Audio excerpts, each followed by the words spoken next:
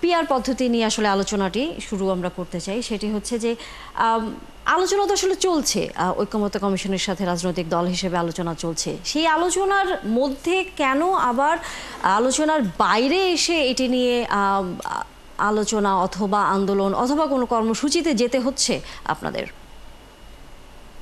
আলহামদুলিল্লাহ, আপনাদেরকে ধন্যবাদ আমাদেরকে আমন্ত্রণ জানানোর জন্য। বিষয়টা আমাদের যুগ্ম মহাসচিব গতকালকে বলেছেন, আমরা বারংবার বলেছি যে পিআর একটা নির্বাচন পদ্ধতি, বাংলাদেশের বিদ্যমান যে নির্বাচন পদ্ধতি ছিল তার বাইরে একটা প্রস্তাবনা। এই প্রস্তাবনা আনার যুক্তি কারণ আছে। আমরা যখন প্রথম দফায় জাতীয় ঐকমত্য কমিশনে প্রস্তাব দিয়েছি, সেখানে আমরা বিস্তারিত পিআর এর পক্ষে বলেছি। যখন আমরা সবাই সাক্ষাৎ করেছি, তখন ঐকমত্য কমিশনের সহসভাপতির সাথে আমাদের দীর্ঘ কথা হয়েছে, আমরা পিআর এর পক্ষে ছিলাম।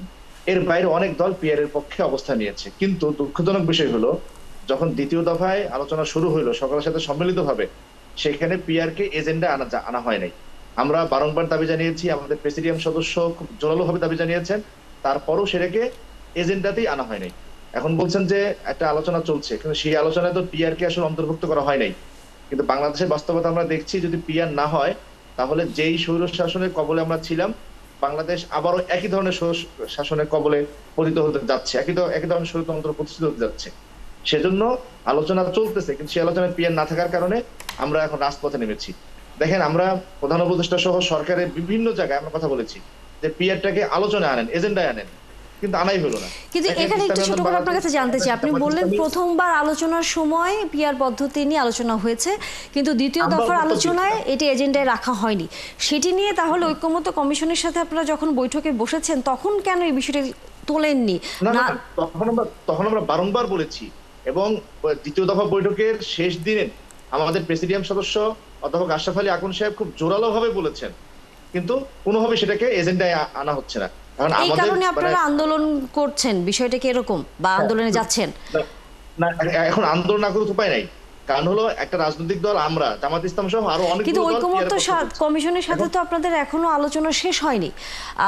এখনো আসলে তো জুলাই সনদ বাস্তবায়ন বা কোন পদ্ধতিতে আগামী নির্বাচন হতে যাচ্ছে সেটা তো এখনো ফয়সালা হয়নি। এখনই কি আন্দোলনের মতো কোনো অবস্থা তৈরি হয়েছে?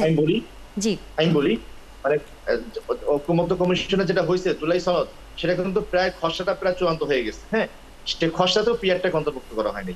এই খসড়া করার আগে যে আলোচনা, সেই এজেন্ডাতে পিআর আনা হয় নাই।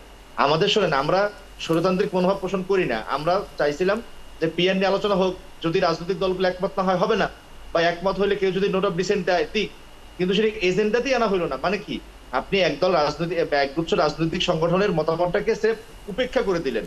তো সেখান থেকে এখন আমাদের আন্দোলন করার কোনো উপায় নেই, কারণ জুলাই সনদের খসড়া চূড়ান্ত হয়ে গেছে, সেটা স্বাক্ষরের অপেক্ষায় আসছে।